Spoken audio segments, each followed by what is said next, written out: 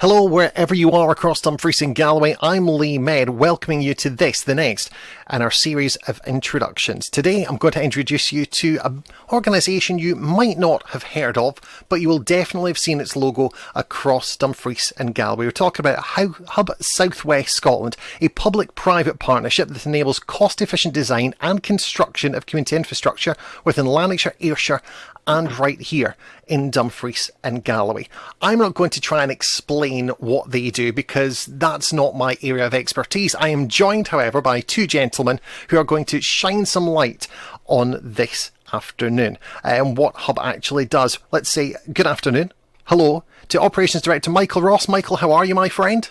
I'm good, Lee. How are yourself? I'm excited to find out all about Hub because I have seen the logo absolutely everywhere. So I'm waiting to see exactly what is involved in everything that you are involved in across Dumfries and Galle. And joining us also Supply Chain Development Manager Mark Houston. Mark, how are you? Hi, Lee. I'm good, thanks. How's yourself? I'm good. Like I say, I'm excited to find out about Hub because I know some of the members of our board are a little bit more familiar with Hub than I am. So I suppose the easiest thing to do is actually just ask you a very, very simple question. What is Hub and how did it come into being? Well, Lee, I'll take the lead on that. We've actually pulled together some slides today, which will help us answer that question.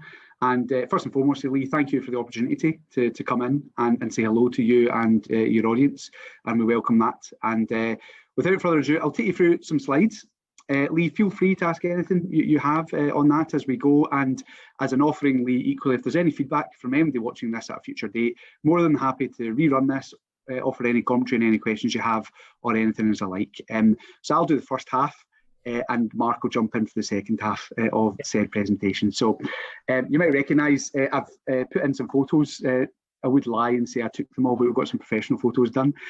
Lee, mine aren't as good from the building sites point of view. So there is a huge amount we've done within Dumfries and Galle, Lee, and we're very passionate about the local infrastructure that we've been able to put in, and also something that Mark will really pick up on, the wider footprint to the built environment that we've done, and I'll really leave Mark to explain that in the second half of the presentation without stealing his thunder there, Lee. So I will, without further ado, take you through our brief presentation on what it is. So what we were going to go over was who we are, why we were set up, what we do, and who we work with, and ultimately why who we work with want to work with us, Lee, which is a fairly obvious set of questions, and hopefully that addresses what you and your audience are looking for today. So firstly, we were established in 2012. We were effectively, the Scottish Government via the Scottish Futures Trust took Scotland, split it up into 5 sections, regions if you like, representing 20% of the Scottish population. So there's 4 other hubs out there within Scotland, and I meet with them on a frequent basis and share lessons learned and have good working relationship with all of them. We have it's a 20-year public-private partnership that we have to deliver infrastructure projects and a wider footprint that Mark will take us on to. The map that I've got in the next slide possibly sheds a little bit of light of my driving miles on my car, which I've managed to destroy in the last 8 years of working with Hub. So Scotland, the rest of Scotland is split up into 4 other hubs, and I get on very well with the other counterparts there. And we covered the bit in orange on your slide. And that, as I say, effectively equated to 20% of Scotland's population. Okay, so West Hub, you can see just north of us is quite a smaller area. So their car allowance is far less than ours, but we do cover a lot of ground. We're very hands-on as a team of people that look after these projects. So we do get out and about, Lee, and I've spent a large amount of my time travelling from Ayrshire, I live in South Ayrshire, down to Dumfries and Galle to meet with the teams delivering the infrastructure projects down there from there. So that's our patch, Lee, with what we do.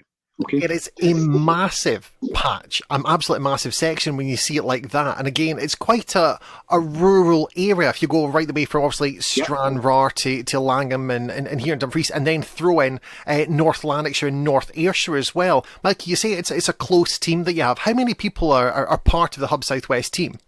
Well, we've actually got a widening team, Lee. We've got a chief executive officer. We've got myself as an operations director. We've got a development director, two other development managers below him. We've got Mark and Margaret within the community benefit team, and we have a wide range of support staff that work into us, Lee.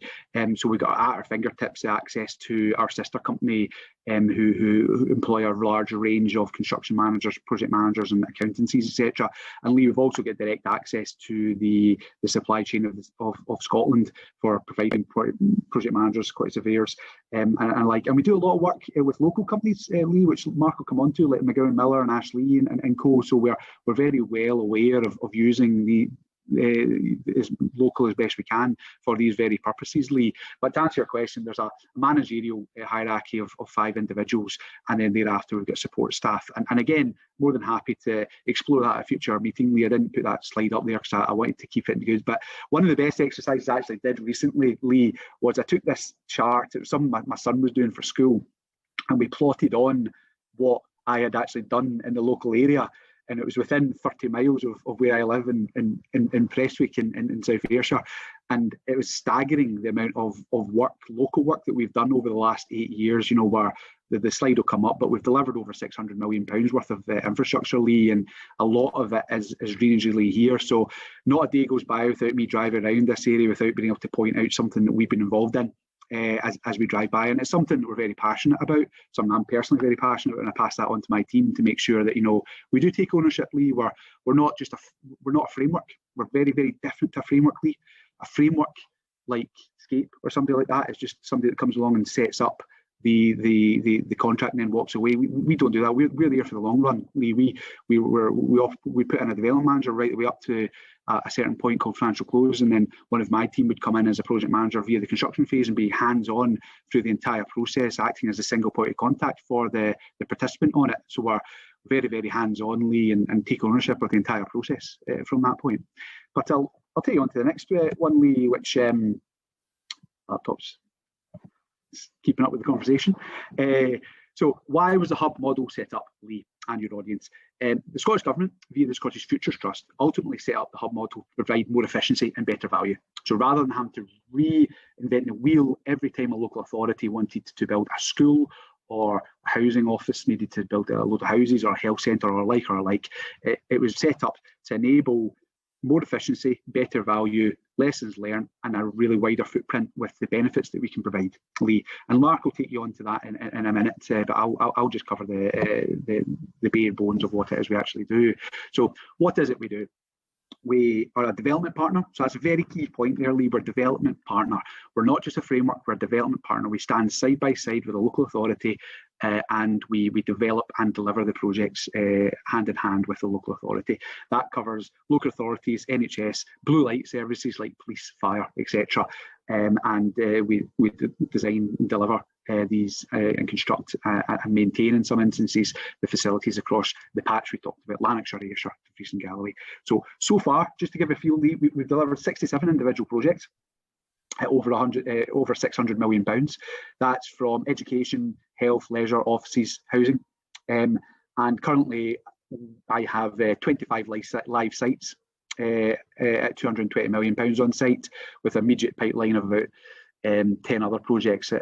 That's actually gone up since I pulled these slides together, of about 180, 175 million. And that's happening over the next 3 to 12 months, ultimately, that they'll be coming to site, Lee. So we're very quickly beginning to show the efforts that we've done in this organisation for the last 8 years to really harness our unique selling points and prove to the authorities that we are the development partner of choice, and see this repeat custom coming freely. And ultimately, that's what we have there. So the next element was that I thought would be really useful, Lee, and maybe something for your audience to look and feel. As I say, spent a lot of my time driving in, and we employed local people to actually help us there as well, via McGowan Miller and the health centres we talked about, and I also had a project manager quite locally based for a large amount of the work that we did there. So Lee, we've done 6 projects in Dumfries and Galle at £93.5 million completed. So it's a huge part of our business and a respected part of our business. And we are very, very excited to look at other further opportunities that we can bring down into Dumfries and Galle. Just going through them, Craigmuir Health Centre in Dalbeattie. That was a £1.2 million health centre just across from Dalbeattie Learning Campus. Fantastic project. I was personally involved in that one, and yeah, Ashley built that for us. Ashley are a huge footprint down in Dumfries and Galle. McGowan Miller were my quality surveyors and principal designers on that job, Lee, and it went very, very well from there. Dunscore, its sister project, health centre up in Dunscore was equally done by the same team. And went very well from there. Dalbeattie Learning Campus, huge one, just across the road from the Craigmuir Health Centre in Dalbeattie. Massive big super campus there, Lee. In that instance, we actually maintained the facility for its whole life cycle concession, and that went superbly for us. And there's a picture of my boss holding a key, which always makes him happy from there. North West Community Campus, a massive big £34 million super campus that we built as well. The Bridge project, which was at not too long ago, meeting with some of the Dumfries and Galle colleagues, £10 million, fantastic local community enterprise area, and it's fantastic to see people begin to use that, and you know the meeting rooms getting booked out for people. So I think that's really been a real success down there. And St Joseph's College, a big £23 million refurb stroke wraparound of a really modern new school down in the heart of Dumfries ultimately, and huge amount of our lessons learned that we can bring from a mass amount of education projects, over 450 million worth of schools we've built so far. So we can bring a huge amount of power and expertise to these. We've got a huge amount of methodologies, how we do things, but as a company, we're very, very focused on the consumer, the authority, Lee, and it's people that these people interface with. So my team are very, very hands-on, get down, meet with people, say hello to people, and lead the meetings, chair the meetings, and really drive it right the way through the entire process, Lee, right the way over to and even into the year-end defect side of things. So we take ownership right the way through from that, and we're very passionate about that. It's amazing because, I mean, just looking at these sites that you have built, I've been in many of them, and they are fantastic sites, including, I'm delighted to know you guys actually done St Joe's, because that's my old school. And I was absolutely blown away just to watch the project from afar, because from my office, when I drive into the office every day, I go past the college, and you know, it had a refit when I was there back in the mid 90s, and we thought that was pretty impressive. But then to watch the school essentially fold down into porta cabins for a year, while all this the cladding went up and the work was going on, it was amazing to watch. And I've been back in the college on a few different times since it's reopened, and I'm completely blown away by not just the quality of the work, but the way it's all been done with. And you're going to take this the right way, I know you are, with common sense. Everything in there flows and it happens and it has a purpose in there, because I'm sure we've all been to new schools and things like that where you think, how did this happen? But how much of that common sense and integration and communication do you have with obviously, because you mentioned the design team and everything else, from concept to design, how involved are you guys? We were very involved, and it's actually something that my colleague in the development side of the business, Lee, of all the schools we've built, I actually think that the engagement that we managed to get on the Dumfries and Galle programme of works, including the North West Campus, Dumfries and Dalbeattie Learning Centre in St Joe's was brilliant. It was a real opportunity to engage with the end users, Lee, and actually bring them along to meet with the design team.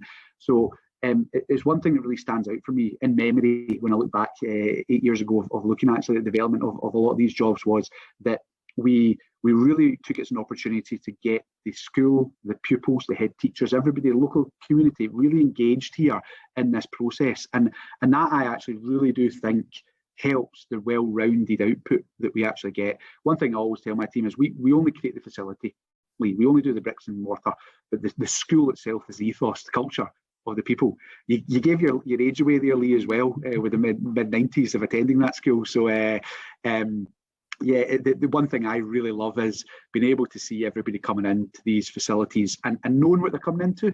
We engage with them during the process, we engage with them through the build process, and it really does give for a more well-rounded and better experience for everybody. And our tier one contractors that we have are fantastic at engaging, Lee, with everyone. And it's good to see. I actually did my old school in Shroonmar College, Lee, so I took great glee in demolishing it and building a new wraparound on it as well. But one of the main lessons learned I got from that was how to refurbish buildings well, old, big, historic buildings. And we passed that in within our team, quite a small team, as I say, Lee, so we can keep the knowledge in that team. And that was really put into display with what we achieved down at St Joseph's. No, it really was a fantastic experience walking in there for the first time and just looking at how it had changed. But again, still kept that feeling that was very much there. So congrats on that one. I have to say, as a former St Joseph's pupil, absolutely love the work you have done there. Hopefully a lot of people that are watching in on this and listening in on this will recognise a lot of those photos when you're driving around and realise that is what we've managed to achieve down in Dumfries there, Lee. And as I say, we've actually done a huge amount beyond that in the other local authorities as well. So huge amount that we've been able to achieve within a relatively short space of time of operation from there. Next, our vision, Lee, is ultimately, I think I've really portrayed that already without a wall of text, that we really are hands-on. We want to invest in local communities, get value for money solutions for the end users, and ultimately look at regeneration strategies. Nothing more we like than being able to actually really engage with the local community, local supply chain. And that's something that I'll put a pin in that Mark will pick up on very shortly in that regard. And without going into a huge amount, we are a public-private partnership, Lee, so I report to the Scottish Futures Trust. The participants themselves own a slice of the organisation, and the Tier 1 contractors ultimately own a slice as well there. So we're quite dynamic there, where we stand on our own 2 feet, Lee. We're an own organisation, so we're very, very impartial with what we look at. Obviously, we tender a lot of opportunities to our Tier 1 contractors, so we have no alliances. We look at who the best person is based upon their response to the tender inquiry. And on that very point, we bring in a lot of people that we work with. This is who we work with, Lee.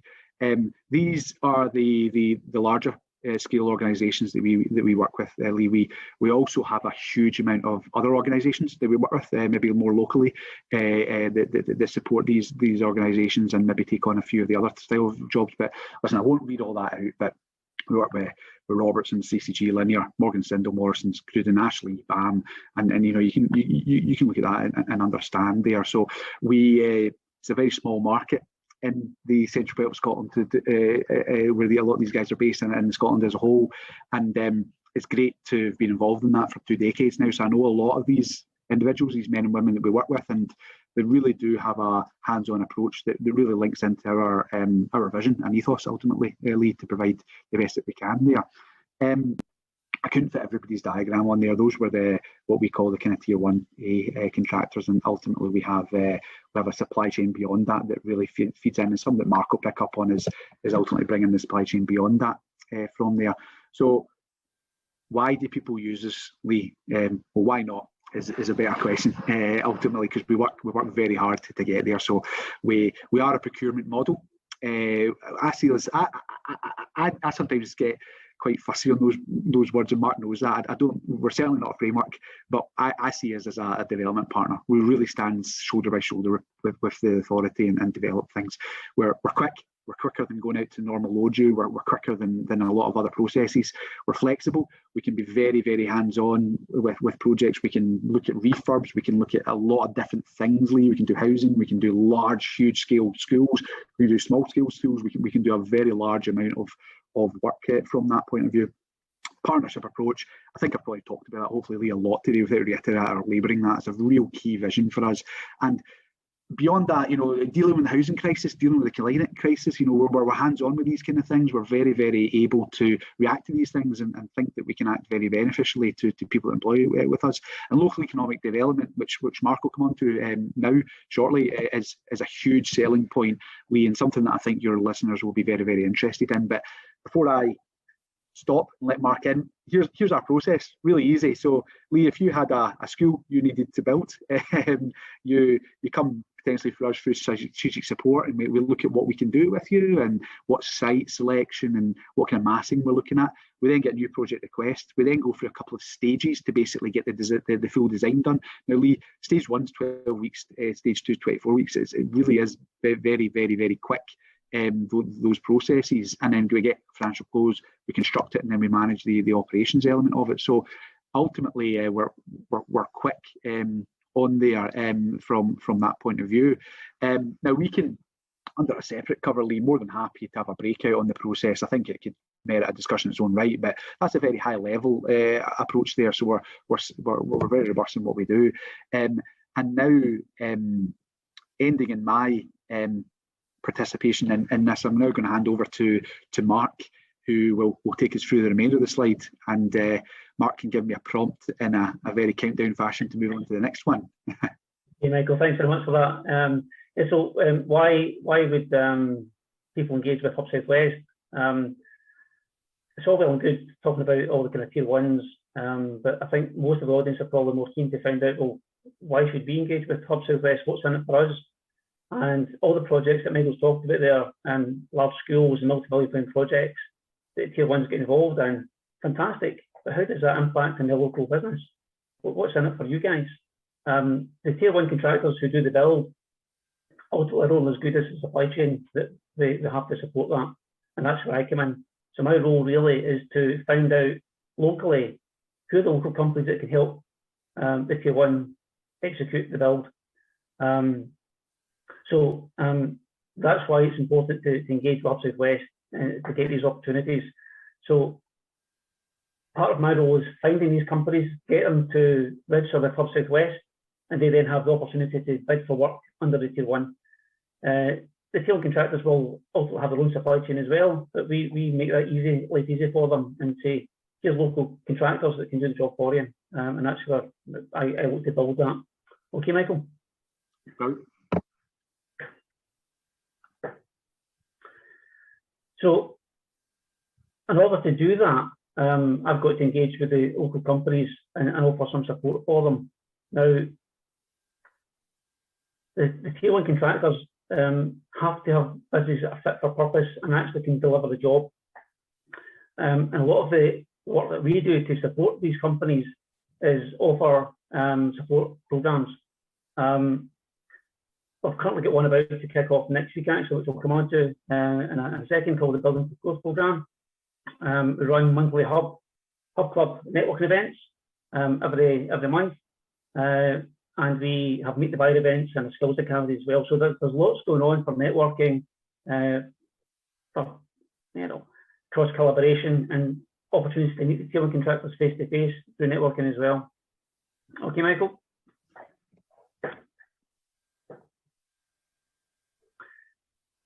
The key programme I wanted to talk about, though, is the Building for Growth programme, and this is what we offer for local SMEs and those who are involved in construction, loosely involved. You don't have to be a builder, but if you're serving the industry at all, then you can get involved in these programmes.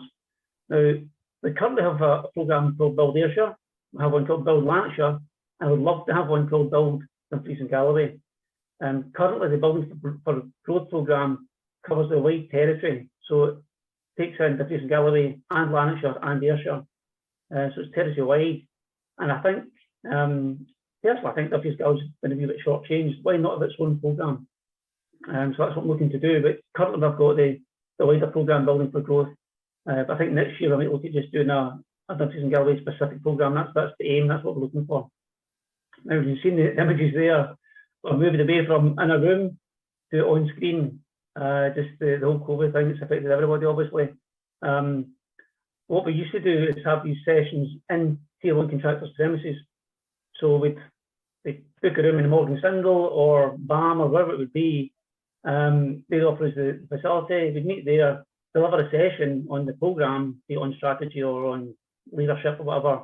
And then at the end of that session, the tier one contractor would come out and meet the group face to face and find out how they operate and how they on supply chain, etc. We still do that, but we do it online. As you can see in the image below, it actually worked really well. And because, as you saw on the earlier slides, we might put up the slide of the territory, huge territory. Taking time out of your business to go on a workshop, on a session, That could be make or break to whether your business come on the programme or not. But now we can do it online. And we first thought, do we run these programmes and keep doing it? And we decided we need to do it because we have to keep engaging with businesses to make sure that we're offering that economic impact. And if anything, it perhaps works even better. We're all used to online sessions like this now, so that we've just moved it from room to Zoom, and it does work. The table contractors come online as well, do it around the screen rather than around the table, and it's exactly the same. You meet face to face, albeit over a screen, but the impact is still the same. Okay, Michael. So what's this Building for Growth programme? Well, as I said, it's about to kick off next week. So for many listening, it might just be too soon to get involved in it. But if you have space in a diary, then get in touch with me direct, and I'm happy to have a chat with you about it. So this is an opportunity for you to develop and grow your business. It's 8 half-day sessions, all delivered online, starting next Thursday, 23rd of September, and every Thursday through to the 11th of November.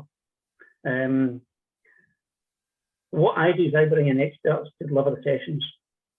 So consultants, trainers, they come over and deliver the session for us.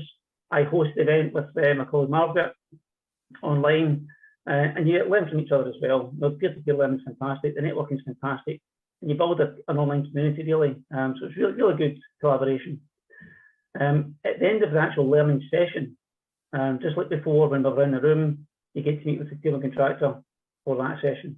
So they'll come on the call, on screen, find out who's on the programme, what you do, and how you can get involved with that table contractor directly, what opportunities they've got coming up as well. So it's okay, I'm going to meet the buyer on the session. You'll get to explore their supply chain opportunities while they're there as well. So really good opportunity. And that's the carrot. A lot of businesses come in the programme because they want table contractors. To be blunt, they're not all interested really about learning about how to improve their business. But once they're on the programme, they think, you know what, this is good stuff. We're learning an awful lot while we're on this programme. So it's a combination of both that makes it really successful. Okay, thanks, Michael. So here's the sessions. I'm going to run these pretty quickly. So there's 8 sessions in total. First session kicks off looking at leadership and management, about employment law, and understanding how you tick and how to grow your team. So next session is the business strategy. And of course, every single business listening to this, their strategy has been radically changed over the last 18 months. You're having to think about, how you do things differently.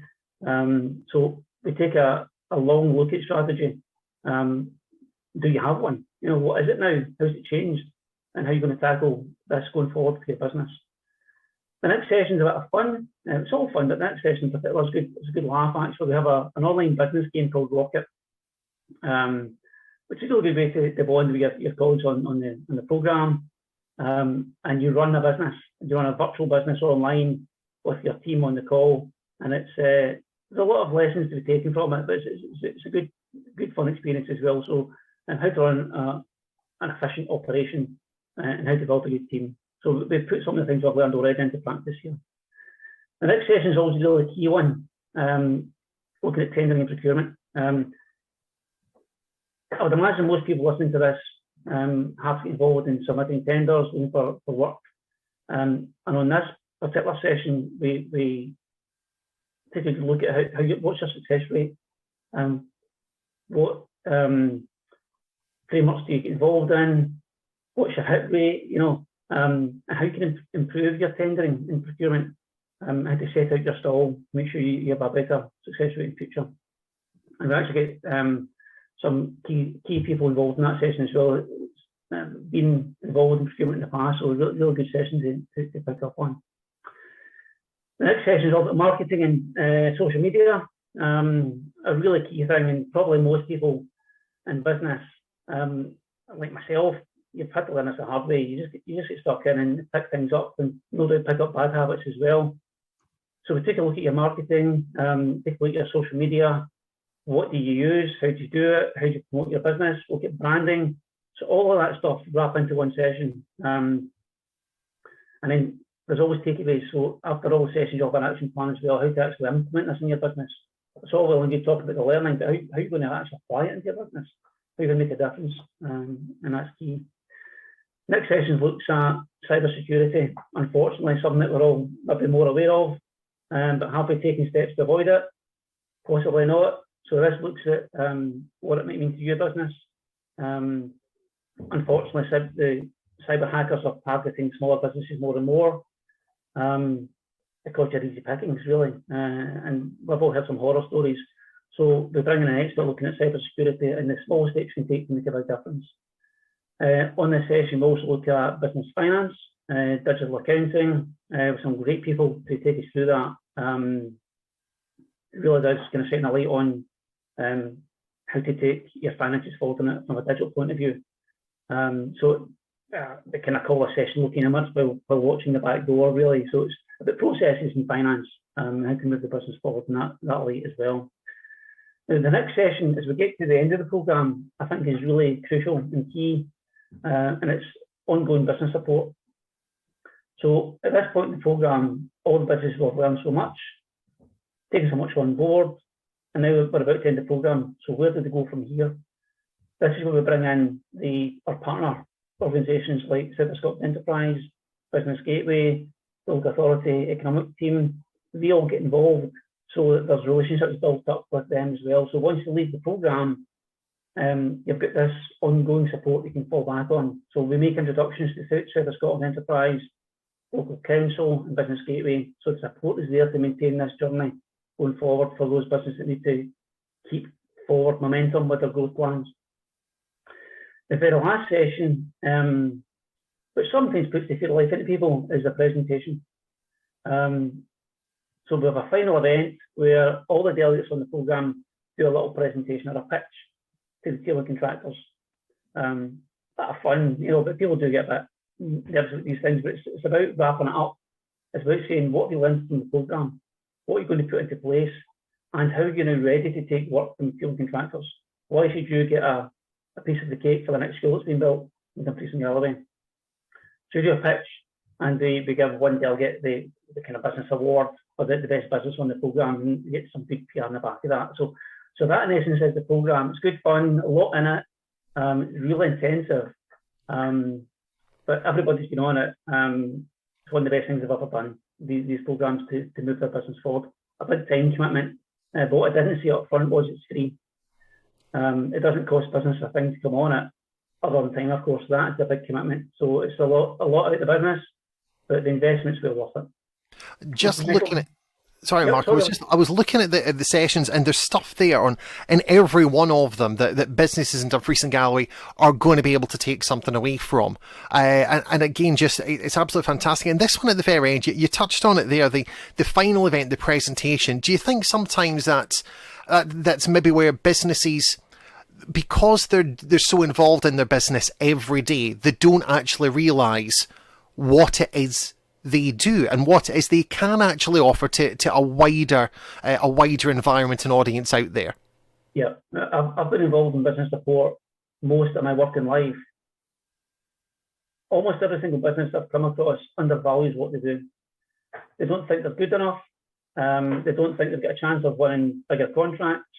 And it's given them that belief and putting things in place that gives them the confidence they can go and do this or improve things. I've also kind of skimmed over a wee bit about the group of companies on the programme. So you'll learn probably as much from each other as you will from the experts delivering this. The camaraderie in the group when it comes to delivering these programmes is fantastic. And they tend to keep in touch after the programme finishes. They almost have an on-exec board, if you like, so they can bounce things off one another. They tend to do business with each other as well. But you're right, Lee, they're learning. There's something in this programme for every single business. There were sessions here that people watching will say, I'm okay with my marketing, or I'm okay with leadership and management.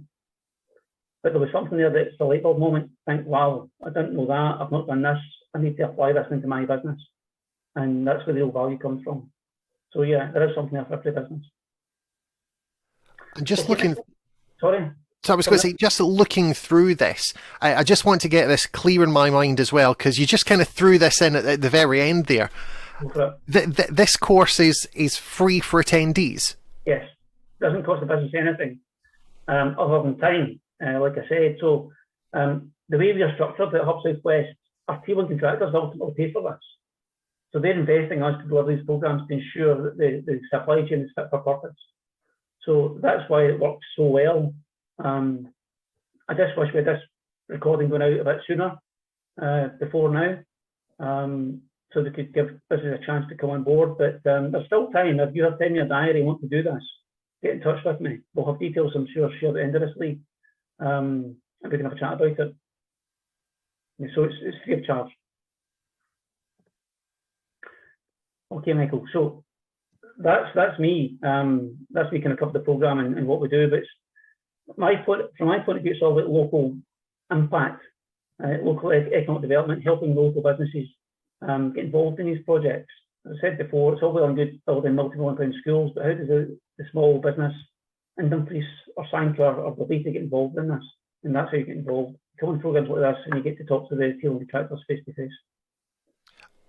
It really does sound, when you say it like that, it sounds so simple, but suppose if you don't know what you don't know where to look for this. So this is really, we said it at the top of the programme here, it is an introduction to, and that's what we're looking to do, make people aware of the opportunities that are there through Hub Southwest. And is it, how does the process go once people have applied to be on the building for growth programme? Are they then automatically included in the supply chain conversations, or is there another step that they need to go through? Or what if people, obviously we've just said this, Mark, if they can't get on the programme that gets underway next week, are they still able to have that conversation and find out how they can get aboard? Absolutely, yeah. Have a conversation with me. So if they want to get on the supply chain, I can take them through that process, tell them what's involved, and add them on. And the way it works is when I build a supply chain, put a company on, our cable contractors have access to that supply chain. So in theory, that's how it works. So all the cable contractors have access to our supply chain, and they can then get in touch directly when a project comes up. The challenge, of course, is there's lots of suppliers out there and only a finite number of projects. But if you're not in it, you can't run it, and that, ultimately. But so there's really two things. Businesses can come on the programme separate, and come on the supply chain separately. By doing one doesn't mean to say you do the other one. They stand side by side. But most companies will come on a programme and they'll float around the supply chain. Makes sense. And it's a great way to get introduced to the tier one contractors, because you're meeting them face to face, albeit on a screen just now. Building that relationship rather than just putting on a PQQ or a form on email, you miss out the whole personality. But getting a chance to talk to them face to face and find out how they operate as well is important. And there's been many occasions in the past where a conversation on screen, oh, you do that, you've got a project coming up I think you're interested in. And that conversation starts on the programme. And when you say the range of people that are looking to get involved and they can get involved with this, I mean, it's those, and you said it was services to the industry. So again, we could be talking things like security. We could be talking about obviously we've got your brickies, your labourers, you've got the maintenance staff, all those sorts of things. Again, is there? I know this is going to probably be a strange question, but I figure, hey, we're all friends here. I'm going to throw this in there. What is the businesses don't realise they can be involved in the construction industry? Is there one of those ones that you were looking through your list of suppliers and you think, you know something, I really didn't realise that person could be involved until I had that conversation? Is there one of those that you think it's a little bit left field, but it fits within this contractor's model? Yeah, I mean, I'll give you a confession. A couple of programmes ago, I got an application in for a company, cleaning business. I thought, how can a cleaning business get involved in this programme? What do they do for construction? But what they did was, after a housing estate was developed and built, they were going to do the final clean before the customer moved in. So I was learning all the time as well. So as businesses, you might not think on the face of it, they're involved in construction, but that's their bread and butter. That's what they did. They would go around final builds and do the cleaning. So there's lots of businesses that are involved in construction in many different ways. They don't have to put brick and mortar together. No, definitely. We as a separate exercise, we're actually doing a lot with other agencies and government agencies. And the construction industry is so multifaceted that it has a huge amount of input from all walks of life, Lee, from people from different backgrounds doing different roles, and that goes from the teams that I work with, from the design teams, client teams, contracting teams, beyond that to suppliers, to the actual tier one contractors, to the supply chain from there, and it peppers through the entire industry, Lee. And I'm quite passionate about our industry. And one other thing that we didn't get the opportunity to talk about here is the huge amount of work that we do with the Skills Academy and the local investment that we do with colleges and getting young people involved in education and engaging with local colleges and apprentice opportunities. And we actually build that in, Lee, when we tender organisations. So when we put it out there, we actually say how many graduates are going to be employed on this, and how many apprentices are going to get a turn, and how many workshops you're going to do with local colleges. And Mark does a huge amount with local businesses to actually run workshops linked to the things that the contractors compete on to actually win the job from us in the first place with the authority. Hopefully, Lee, you can see a bit of passion coming from our team. We're very honest with our offering. We do genuinely believe we leave a wider footprint beyond that of the built environment. And I would encourage anybody listening that Mark and Margaret's programs that you run are fantastic. I actually get involved in many of them, and I was taken aback at how fantastic it can be to make people step back and actually realise what it is we do. How can we compete and where can we go? And simple questions like that, asking ourselves those kind of questions, can help redefine things somewhat. And Mark and the team can provide a very slick kind of process and gateway process to actually help on the back of that, turn it around and move forward from there. If you want to find out more about the programme, it's very simple to do. You can head on over to the website hubsouthwestscotland.co.uk. The next running of that programme gets underway Thursday, September the 23rd, 2021, and it runs for 8 weeks. And so, do we say about an hour and a half, 2 hour sessions, Mark, for these? Half-day sessions, so they're all morning sessions. So kick up at 9 o'clock through to about 1, half 1. So it is a big commitment, as I said, but totally well worth it. And as Michael touched on, it's a good opportunity for businesses to take a step back from their own business and look at what they're doing, because they're too busy doing all the time, running a business. And this gives you some breathing spaces to stop, take a wee step back and look at your business from outside looking in with others. So it's a great opportunity. But if anybody is interested, get in touch. Just drop me a line through the website, give me a call, we can have a chat about it. Happy to do so.